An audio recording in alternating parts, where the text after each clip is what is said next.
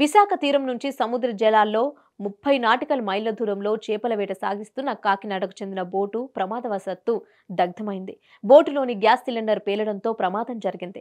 ఈ ప్రమాదంలో బోటు యజమానితో పాటు 9 మంది మత్స్యకారులు గాయాల పాలయ్యారు. బోటులో మంటలు ఎగిసిపడటంతో సమీప బోట్లలోని మత్స్యకారులు వీరిని రక్షించారు. 9 మంది మత్స్యకారులకు తీవ్ర గాయాలయ్యాయి. క్షతగాత్రుల్ని అధికారులు KGH కు తరలించి వైద్యం చేయిస్తున్నారు. కాగా చికిత్స పొందుతున్న జాలర్ల దగ్గరకు వెళ్లి పరామర్శించారు టీడీపీ పార్లమెంట్ అభ్యర్థి శ్రీ భరత్. గాయాల పాలైన వారిలో కొంతమంది ఐసీలో ఉన్నారని తెలుసుకొని వారి పరిస్థితిపై వైద్యుల్ని అడిగి తెలుసుకున్నారు.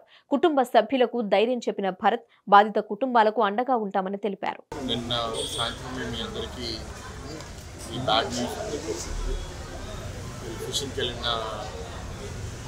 బోట్లో 9 మంది మత్స్యకారులు ఇంజిన్ కాలిపోవడం వల్ల ఏదో బ్లాస్ట్ లాగా జరిగిందంట.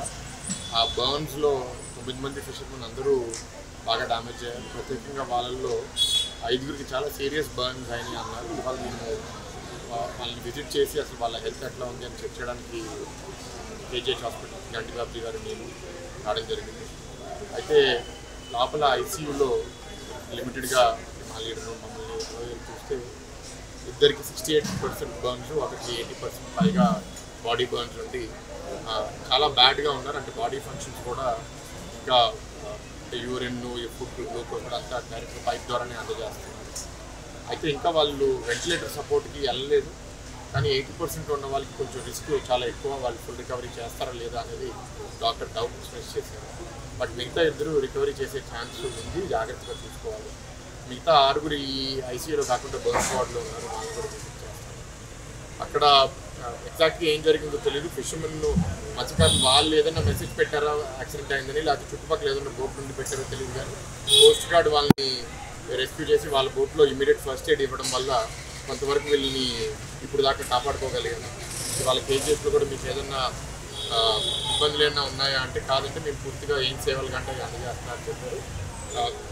వాళ్ళని జాగ్రత్తగా చూసుకోవాలి. అండ్ 80% ఉన్న వాళ్ళు కూడా బతకాలని భగవంతుడిని కోరుకుంటున్నాను. మీ పార్టీ తరఫున ఈ క్షతగాత్రులు తప్పకుండానండి. అంటే ఇప్పుడు బేస్డ్ ఆన్ ది సిచ్యువేషన్ ఇవాళ కావాల్సింది ఏంటంటే మంచి మెడికల్ ఎయిడ్ ప్రొవైడ్ చేయాలి.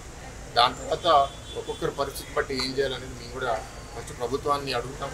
ప్రభుత్వం చేసిన దాన్ని బట్టి ఏదైనా గ్యాప్ ఉంటే తప్పకుండా తెలుగుదేశం పార్టీ గతంలో కూడా మత్స్యకారు బోట్లు కాలిపోయినప్పుడు స్వతహాగా మా పార్టీ తరఫు నుంచి, దాంట్లో జనసేన పార్టీ తరఫు నుంచి పవన్ కళ్యాణ్ గారు, చంద్రబాబు ద్వారా వాళ్ళ ఆదేశాల మేరకు మేము కూడా సపోర్ట్ చేయడం జరిగింది.